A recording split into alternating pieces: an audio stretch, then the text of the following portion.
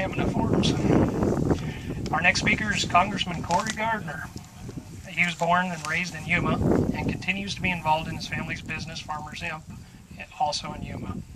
He graduated from the University of Colorado Law School in Boulder. Prior to joining the U.S. House of Representatives, Cory served as General Counsel and Legislative Director for U.S. Senator Wayne Allard. Cory has also worked for the National Corn Growers Association and is currently serving as a member of the House Committee on Energy and Commerce. Cory's been a champion for agriculture, and we thank you for defending and representing us here in the Colorado State Legislature and in Washington, D.C. Please welcome Congressman Cory Gardner. Well, thank you very much for the opportunity to be here, and I want to thank the board members for the hard work that they have put in over the past several years to make this day a reality. The other day I was speaking to a group called the Colorado Water Congress, and as I was putting together some comments, I came across some statements, some commentary that was put together by Kent Harif.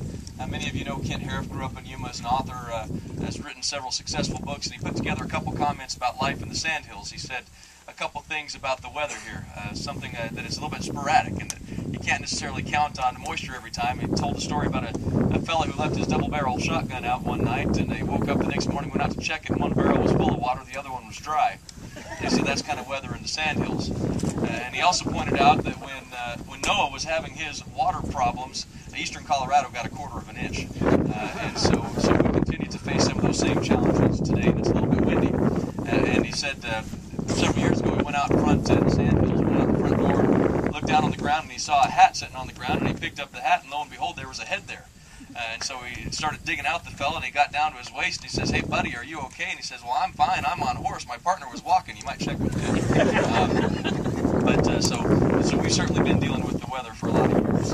And growing up in Yuma as a kid, our nearest source of water in the town of Yuma was 200 feet down, just a couple hundred feet down below the ground.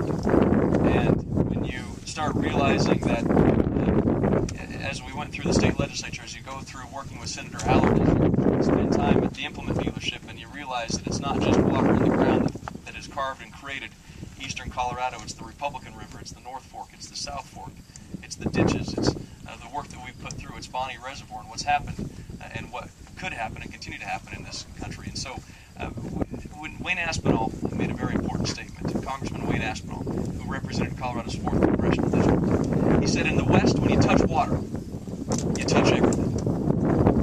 You go into the rotunda of the state capitol right there in a mural, in the words of Thomas Hornsby Farrell. He says that here is a land where history is written in water. And in Yuma County, in eastern Colorado, throughout the district, we've seen that to be true. You touch water, you touch everything. And our history, our past, our future will continue to be written in water.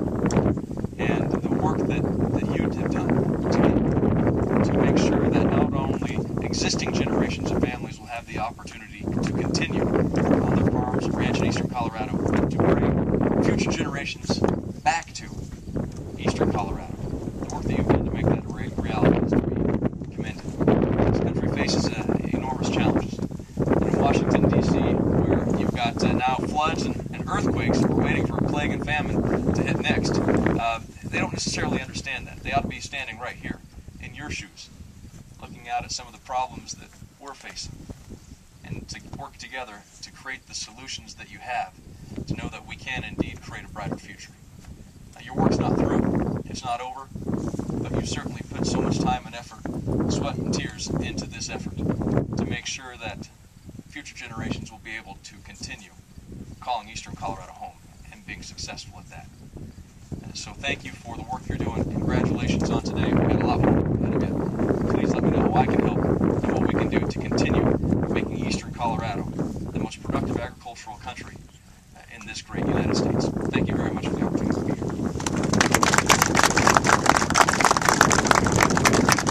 Thank you, Cory. We really appreciate everything you've done for Colorado and for us in the past, and we look forward to working with you in the future.